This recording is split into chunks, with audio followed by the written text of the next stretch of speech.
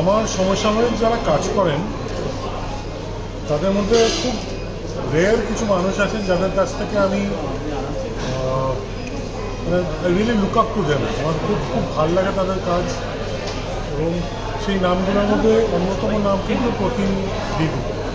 প্রতিমের film review তো আমি বরাবরই কোনো ভক্ত ছিলাম, কিন্তু বেসিক্যালি ওর সেন্সিবিলিটি এবং ওর লেখার হাত এত ভালো। সো ও পরবর্তীকালে হিন্দিতেও কাজ করলো বুঝতে পারি, এবং চালচিত্র বহুদিন পর ওর একটা ছবি আসছে,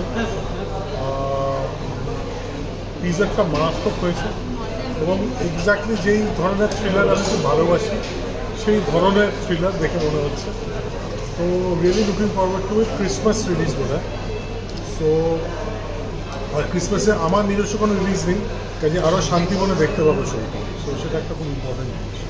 so all the best to you Pratim, all the best to you Hasan. খুব ভালো।